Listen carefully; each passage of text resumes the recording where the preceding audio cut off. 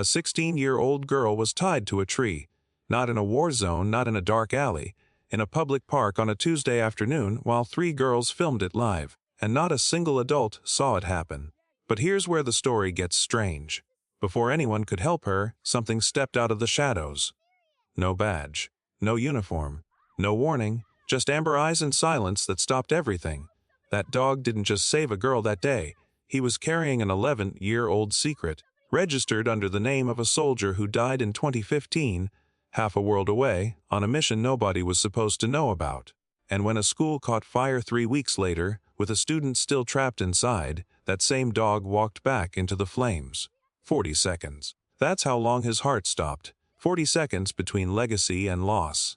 How does a military dog from a fallen soldier end up in a small town park at exactly the right moment for a girl who never knew her mother? That answer will change the way you see loyalty forever. Stay with us because this story will leave you speechless. Before we start, make sure to hit like, share, and subscribe now. And really, I'm curious. Where are you watching from? Drop your country name in the comments. I love seeing how far our stories travel. Silverwood Park sat on the edge of Lakeview County like a forgotten promise, wide open, tree-lined, and ordinarily peaceful on a Tuesday afternoon. The oak trees were thick and old, their bark rough and darkened by decades of rain. It was the kind of place where children came to chase each other and elderly couples walked slowly with nowhere urgent to be. On this particular afternoon, however, something was badly wrong. 16-year-old Lena Brooks stood at the base of the largest oak with her wrists bound behind her by a length of rough cord, her back pressed hard against the bark. She did not scream, she did not beg. She simply stood there, jaw steady, eyes forward, absorbing what was happening with a stillness that infuriated the 3 girls standing before her. That stillness was not weakness. It never had been. But Madison Holt and her 2 friends had long mistaken Lena's quiet intelligence for something they could easily break, and today they had decided to test that theory in the cruelest way they knew how. One girl held a phone up, recording. Laughter spilled through the open space between the trees, careless and sharp. "She's not even crying," Madison said, the disbelief thick in her voice, as though Lena's composure was somehow the offensive thing. The camera kept rolling. Every second of it was being preserved, not for memory, but for mockery, for views, for the kind of approval that lived inside a phone screen. The humiliation was being packaged in real time, turning a human being into content that strangers could laugh at before scrolling away. Lena kept her eyes focused on the middle distance, breathing slowly, refusing to give them the reaction they came for. Inside, however, something was splintering. Not her courage, her trust. These were people she had shared classrooms with for years. She had never raised her voice against them, never competed for their attention, never once inserted herself into their world, and yet here she was, bound to a tree because her silence had made her a target.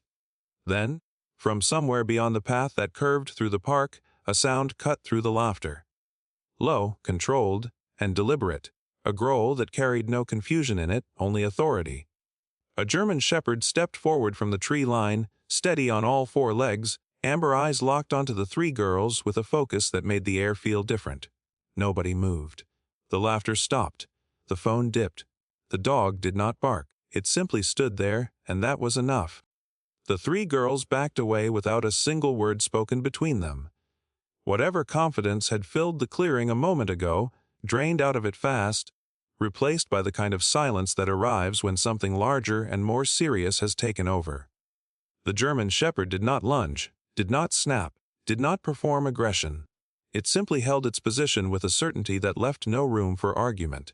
Madison was the last to turn and walk away, throwing one backward glance over her shoulder as though she meant to reclaim some piece of dignity. She didn't. They disappeared around the bend in the path, and the sound of their footsteps faded quickly into the afternoon. The dog waited until they were gone before it moved. It crossed the grass with quiet, measured steps, reached the base of the oak, and took hold of the cord around Lena's wrists with its teeth. The knot was loose enough. With 2 careful tugs, the cord fell. Lena exhaled, not dramatically, not with tears, just a long, slow breath that released the tension she had been carrying for the last several minutes. She rubbed her wrists, looked down at the dog and said nothing. Neither did he. He simply turned and began walking. Lena followed. It felt less like a decision and more like the only thing that made sense. He walked beside her through Silverwood Park, across the junction at Birch Lane, and down the long straight stretch of road that led to 214 Maple Crest Drive, where Lena lived with her grandfather. He did not walk ahead of her or push her forward. He did not fall behind. He stayed exactly beside her, matching her pace step for step, close enough that she could feel the warmth coming off his coat in the cool afternoon air. At the gate, he stopped. He did not try to enter the yard. He simply stood there and watched her unlatch it, watched her step through, and then sat down on the pavement as though his job for the moment was done. Lena turned at the door and looked back at him. He looked back at her. "Thank you," she said, quietly, the way you say something when you mean it all the way through. Then she went inside. That evening, sitting in the yellow kitchen light with her grandfather across the table, she rewatched the video that had already been shared 17 times. She had not meant to look at it. But she did, and when she reached the seconds just before the growl, she stopped the footage and leaned closer to the screen. There, at the edge of the frame, half hidden by the undergrowth near the path, the dog had already been there, standing in the shadows, watching. He had not arrived by accident. He had been there before any of it began. Lena's grandfather kept most things in a tin box on the highest shelf of the hallway closet, behind an old coat he never wore and a stack of maps from a road trip he and his wife had taken decades ago. The box was not locked. It simply was not opened, not because the things inside were secret, but because they were heavy in a way that had nothing to do with weight. When Lena was small, she had once asked him what was in it, and he had said, simply, things that matter too much to look at every day.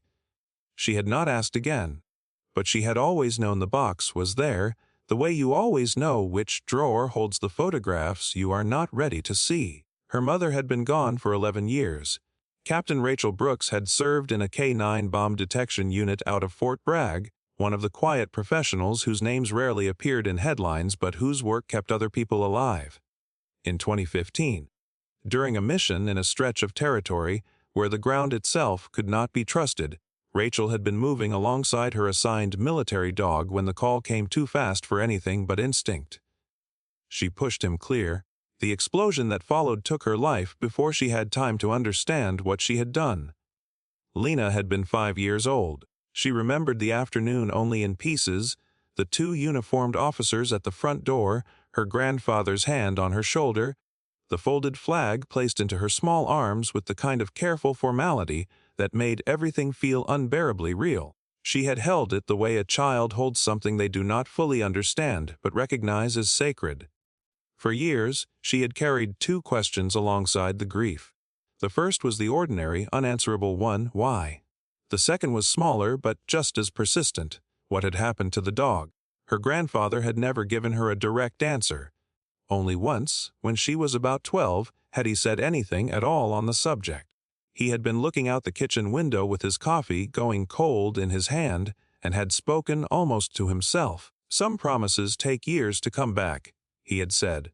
She had written it down in her notebook that night, not knowing why. She had read it back to herself 100 times since. It had never stopped feeling like it meant more than it appeared to.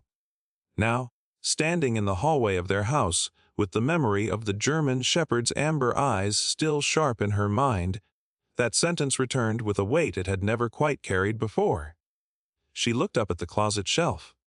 She did not open the box that night, but she stayed there in the hallway for a long moment, very still, the way you stand when something is building just beneath the surface of what you can see, and you are beginning to understand its shape. 3 weeks passed with the slow, grinding rhythm of ordinary school days. Lena went to class, came home, did her work, and kept largely to herself. The video had circulated for a few days and then been replaced by something else, the way all things are replaced online when the next moment of cruelty comes along. Madison and her friends kept their distance, which was the closest thing to peace that Lena had come to expect. The German shepherd had not reappeared. She had walked past the park twice, not entirely by accident, but the path had been empty both times. She told herself she was not looking for him. She mostly believed it. Then came the morning of the all-school assembly in the gymnasium at Lakeview High, a quarterly event that filled the bleachers with the entire student body and the low hum of 400 teenagers who would rather be anywhere else. Lena sat near the back. Madison sat 3 rows down and to the left, close enough to be unavoidable. When the vice principal paused to adjust the microphone, Madison turned, found Lena's face in the crowd, and smiled the kind of smile that carries a message.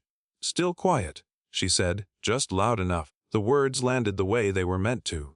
Then the fire alarm went off. At first, no one moved.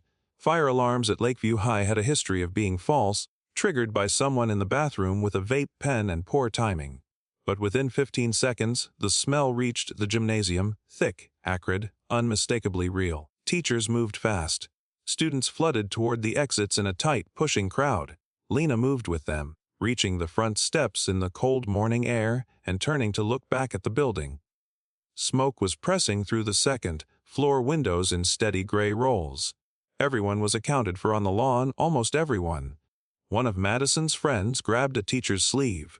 Madison went to the bathroom, she said, her voice going thin. She didn't come back. Nobody knew which bathroom. The second floor was already filling with smoke.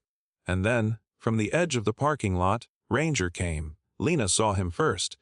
He did not hesitate at the entrance. He pushed through the door that a student had left half open and disappeared into the building. Teachers shouted. Someone called out for him to stop, not knowing what they were even saying or to whom. 1 minute passed. Then 2. Then the door opened again.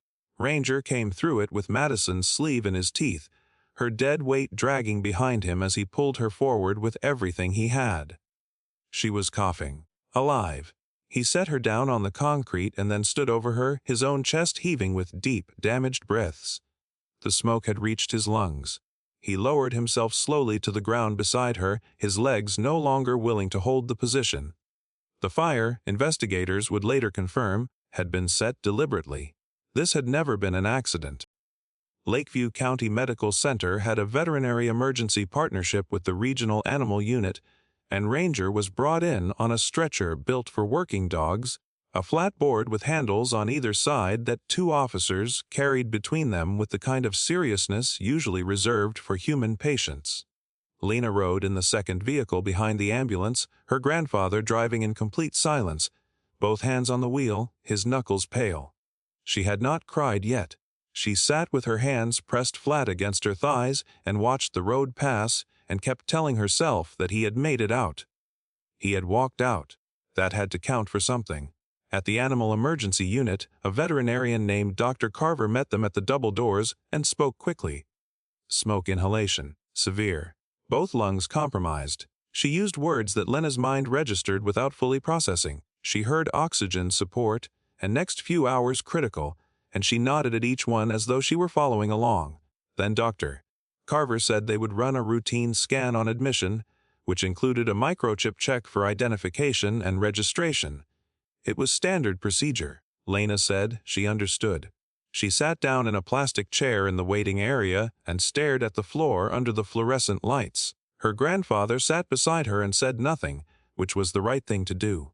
40 minutes later, Dr. Carver returned. She held a printed sheet with both hands, and something in the way she entered the room made Lena sit up before a single word was spoken. "Wu got his registration," the doctor said, and her voice had changed slightly, carrying the careful quality of someone who understands they are about to shift the atmosphere of a room. "His microchip is registered to a handler in the United States Army K-9 Division." She paused briefly. "The name on file is Captain Rachel Brooks." The printed sheet was thin and ordinary looking. The information on it was not. Lena's grandfather made a sound that was not quite a word. He reached out and took hold of Lena's hand without looking at her, his fingers closing around hers tightly. Lena did not move. She looked at the paper in Dr. Carver's hands and read her mother's name 3 times, each time waiting for it to mean something different. It did not. It meant exactly what it appeared to mean, and that was more than she could hold at once. Her grandfather's jaw was tight. His eyes were bright with something caught between grief and recognition. The particular expression of a man who has been waiting for something to make sense for 11 years and has just watched it do exactly that. He thought of what he had said to Lena years ago by the kitchen window, the line he had spoken half to himself. Some promises take years to come back. He had not known, when he said it, how precisely it would turn out to be true. Outside in the parking lot, news had already arrived. A cameraman from a local outlet stood near the entrance, having picked up the scanner call about the school fire and followed the story to its next location. By the following morning, Ranger's photograph was on 3 regional stations under a caption that read "Lakeview Hero Dog." The phrase was simple. It was not wrong. Inside the unit, behind the glass, Ranger lay still on the examination table, a small oxygen mask fitted carefully over his nose, his chest rising and falling in slow, measured intervals. His amber eyes were closed. He looked smaller under the lights than he had in the park, or in the school doorway, or in any of the moments when his size had felt absolute and certain. He looked like what he was, a living creature that had given a great deal and was now resting inside the difficult process of recovery. Madison arrived at the hospital that evening with her mother. She stood outside the glass of the unit for a long moment before she turned and found Lena in the waiting room. She did not have a speech prepared. Her voice was unsteady when she spoke. "I don't know what I would have done," she said, "if he hadn't come in after me." Lena looked at her. "I know," she said, and she did.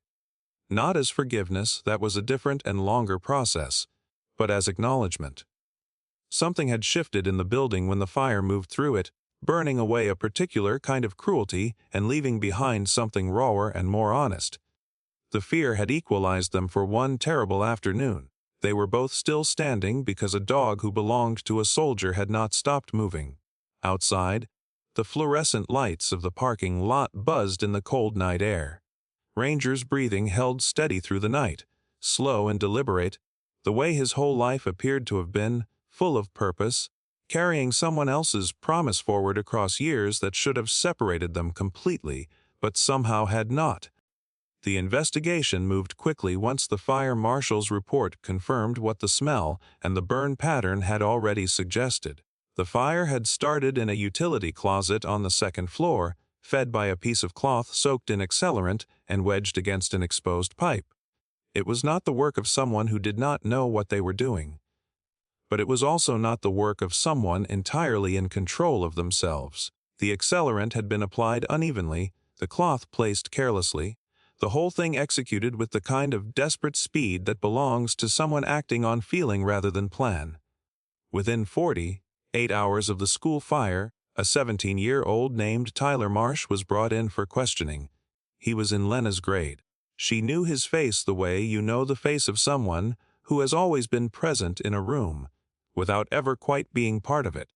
Quiet in a different way than she was quiet, withdrawn rather than composed, looking at the floor and hallways rather than simply choosing not to fill them with noise. The detectives were straightforward about what they had found. Security footage from a convenience store 2 blocks from the school placed Tyler purchasing the accelerant the afternoon before the fire. His fingerprints were on the closet door handle. When they sat him down and put the evidence in front of him, he did not argue with it. He simply stopped talking entirely, which in the room they were sitting in amounted to nearly the same thing as a confession. What took longer to understand was the why. At first the answer that surfaced was the obvious one: jealousy. Tyler had been humiliated at the same assembly where the fire broke out, passed over for a student leadership recognition that he had applied for and that had gone instead to someone else. Madison had laughed. Several people had laughed. The story might have ended there, at the level of wounded pride and poor judgment. But it did not end there. The social worker assigned to Tyler's case filed a separate report within the week, and the contents of that report reached the school counselor, who passed along what was relevant and appropriate through the proper channels. What it described was a home where conflict was not the exception but the structure. A father whose anger arrived without warning and whose idea of correction left marks that Tyler had learned to hide under long sleeves from the time he was 9 years old. A mother who was present in the house but absent in every way that mattered. A life in which someone had been showing Tyler, for as long as he could remember, that the only language powerful people spoke was force. Lena heard about this not from anyone official, but from her school counselor, Mrs. Hargrove, who called her in one afternoon and spoke to her carefully. She did not share everything. She shared enough. He did something that caused real harm, Mrs. Hargrove said. That can't be minimized. But harm usually has a history. Lena sat with that for a long time after she left the office. She thought about the Silverwood Park afternoon, the cord around her wrists, the laughter. She thought about Madison. She thought about the way certain behaviors moved through people like something passed down, not genes exactly, but patterns, reflexes, the learned habit of reaching for power when you felt powerless. She did not feel sorry for Tyler in a simple way. What she felt was more complicated and less comfortable than that. She felt the weight of a system that had failed him long before he failed anyone else. And alongside that, the clear and unmovable fact that failing someone did not excuse what they chose to do with that failure. Both things were true at the same time. That was the part that sat heaviest. She walked home that afternoon slower than usual, passing the park without stopping, turning over the same question that had been circling in her mind since Mrs. Hargrove's office. Not whether Tyler deserved consequences, he did, and they were coming. But what those consequences were supposed to produce. Punishment that simply punished changed nothing about the conditions that had built the person who needed punishing. That was not a thought that came with easy answers. It only came with responsibility, the kind that asks you to care about what happens next, even when you have every reason not to. Lakeview Juvenile Court occupied a low building on the quieter end of downtown. Its parking lot half empty most mornings and its waiting area furnished with hard plastic chairs and a water cooler that made a clicking sound every few minutes. Lena arrived with her grandfather on a gray Thursday, both of them in their better clothes, both of them quiet in the car the entire drive over. She had been told she did not have to attend. The counselor had told her that. Her grandfather had told her that. She had said she wanted to be there, and she had meant it, although she could not have explained in straightforward terms exactly why. There was something she needed to see, and she would only know what it was when she saw it. Tyler was brought in wearing a collared shirt that looked stiff and unfamiliar on him. The kind of clothing someone had selected for the occasion rather than something he owned. He sat at a table beside his court-appointed attorney and looked at the surface in front of him with the same fixed downward gaze that Lena had always associated with his presence in the school hallways. The judge was a woman in her late 50s named Judge Carla Meade, and she ran the room with the kind of steady authority that did not require volume. She reviewed the charges and the evidence, and then she asked Tyler a direct question.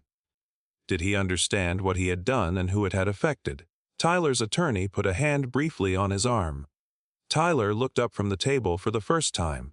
He nodded, which was not enough, and then he spoke, which was, "I didn't think she'd get hurt," he said, his voice low and unsteady. "I didn't think about her at all." The honesty of it landed harder than an excuse would have. He was not performing remorse. He was arriving at it in real time, in front of a room of people, the way some realizations only come when there is nowhere left to avoid them. His voice broke on the last sentence, and he pressed his lips together and looked back down at the table. Lena watched him. She had come here expecting to feel something angular and hard, the satisfaction of a verdict, the relief of an ending. What she felt instead was something quieter and more uncomfortable. She was looking at a teenager who was frightened, who had done real damage, and who did not fully understand until this moment how much. That did not make her a victim and him a villain. It made both of them people caught inside a story that had been built long before either of them had any say in it. Judge Meade spoke for several minutes, methodically and without theater. She outlined the terms that she was ordering: mandatory counseling, individual and group, community service in the form of fire safety education at 3 elementary schools in the county, monthly check-ins with a court-appointed supervisor for 1 year. She noted that the sentence reflected both the seriousness of the act and the demonstrated circumstances that had shaped the person who committed it. Then she looked at Lena, not in a formal or procedural way, but directly as one person acknowledging another. "You have a right to speak if you choose to," she said. "You are under no obligation." The room waited. Lena's grandfather turned to look at her, and she could feel his stillness beside her, steady and supportive, not pushing in either direction. She stood up. She had not written anything down. She had not prepared a statement. She spoke from the place where the last several weeks had left her, which was somewhere past anger and past fear, in the quieter territory of someone who had decided to stop being moved only by what others did to her and start moving by her own direction instead. "I hope the counseling helps," she said. "Not for my sake." For his, she sat back down. Her grandfather's hand covered hers under the table. Outside the courthouse afterward, the air was cool and the street was ordinary: cars, a mailbox, someone walking a dog on the far sidewalk. Lena stood on the steps and breathed in and breathed out and noticed that something had loosened inside her chest that she had not realized was clenched. She was not done being affected by what had happened, but she was done waiting for someone else's outcome to determine her own. Dr. Carver had warned them. She had used careful, measured language on 2 separate occasions to say that smoke inhalation damage in a working dog of Ranger's age and size did not always show its full extent in the first days following exposure. The lungs could appear to stabilize and then shift. The inflammation could deepen after the initial crisis had passed, once the body had stopped running on adrenaline and started reckoning with the actual cost. Lena had heard this and filed it under the category of cautionary information that a person receives and then tries to hold at a slight distance so that daily life can continue. She had gone back to school. She had eaten meals and slept in her own bed and visited the animal medical unit each afternoon with her grandfather, standing at the glass and watching Ranger breathe under the soft hum of the oxygen support. He had been improving, the staff said. The numbers on the monitor were moving in the right direction. She had been building herself back toward something that resembled ordinary. On the 7th night, the call came at 12 minutes past 2 in the morning. Her grandfather answered it in the hallway. Lena heard the change in his voice before she heard any words. That particular shift in tone that belongs to someone receiving information they were prepared to receive but hoped never would. She was out of bed before he knocked on her door. They drove without speaking. The roads were empty and the streetlights cast pale circles on the wet asphalt, and the animal medical unit blazed with light when they pulled into the lot. The kind of light that means activity happening urgently in a place that should be quiet at this hour.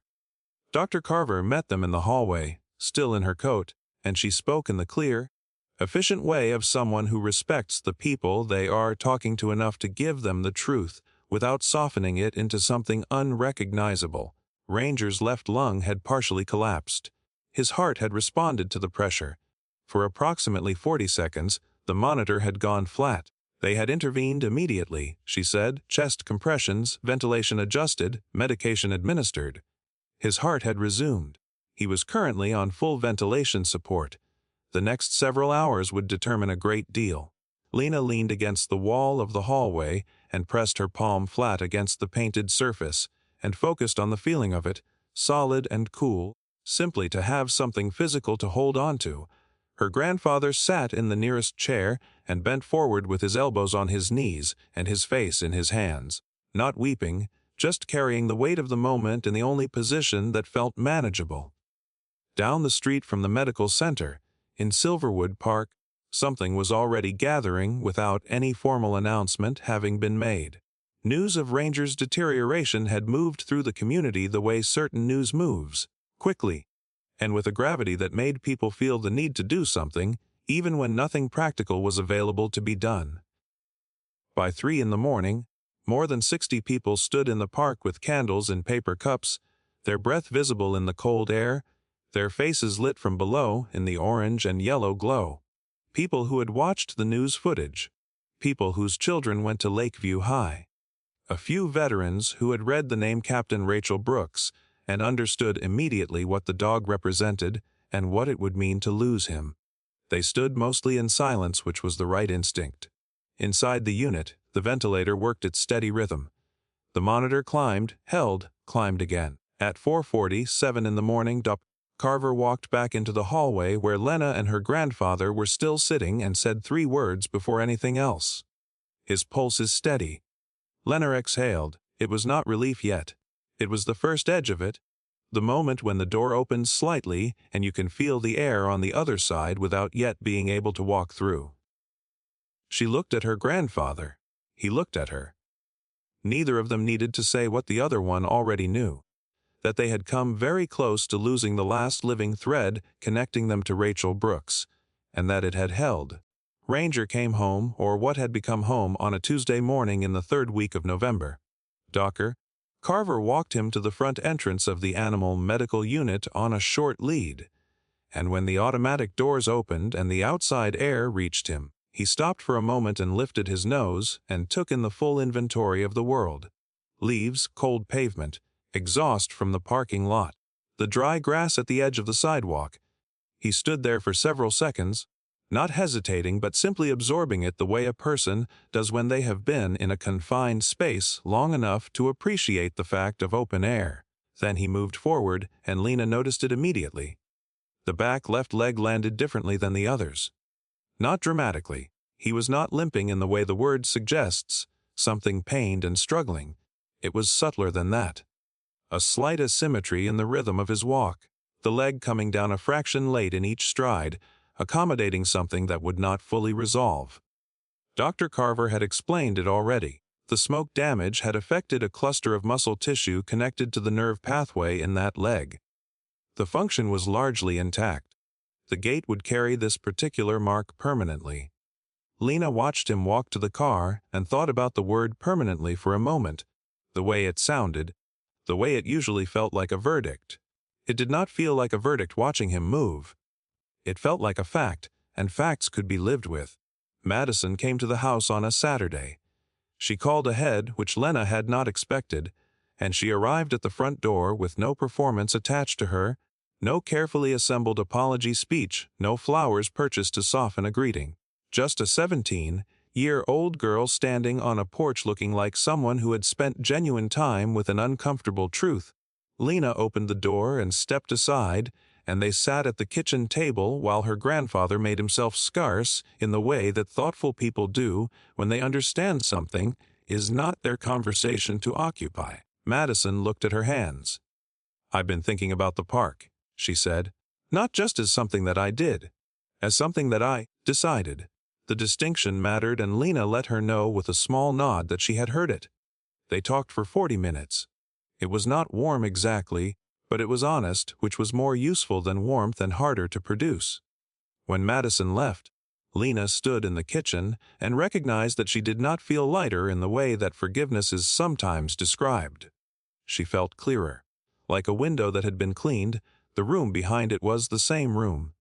The view was simply more accurate now. The student council formed in the 1st week of December. Lena proposed it to Mrs. Hargrove with a 2-page outline she had written over 3 evenings, citing specific incidents, suggesting a peer-led meeting structure, recommending that the group focus on intervention before conflict escalated rather than response afterward. Mrs. Hargrove read it twice at her desk with Lena sitting across from her, and then looked up with the expression of someone who has just been shown the answer to a question they had been asking in different ways for several years. "How soon can you start?" she said. By January, 14 students had joined the council. By February, 3 separate situations had been brought to the group. Before they became anything larger, a harassment pattern in a boys' locker room, an online targeting campaign against a sophomore, a situation involving exclusion and social pressure that had been operating invisibly for months. None of them were resolved instantly or perfectly. But they were seen, which was the first necessary thing. Ranger attended the first 2 meetings, lying in the corner of Mrs. Hargrove's office on a folded blanket, his back leg stretched out at its familiar slight angle. He watched the room with the calm, attentive expression that was simply his ordinary face.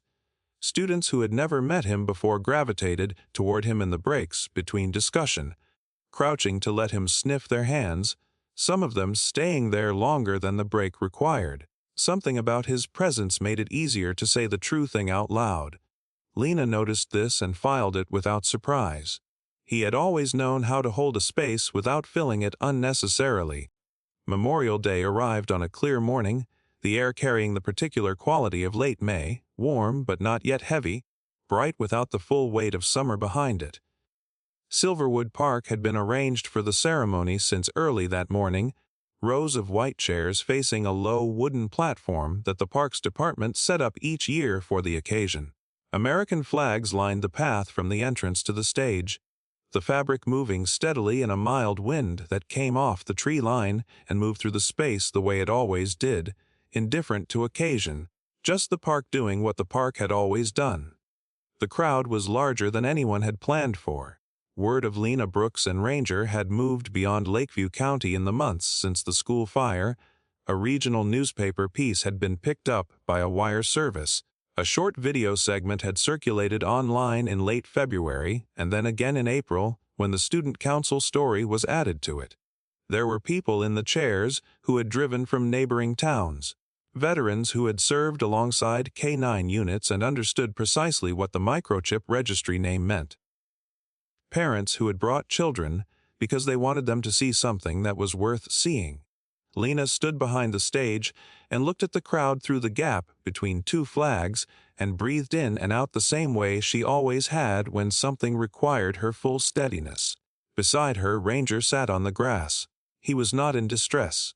He was simply present, his ears moving slightly at the sounds of the crowd, his back left leg extended in its particular way, his amber eyes taking in the open space ahead of them with the equanimity that had always been the most constant thing about him.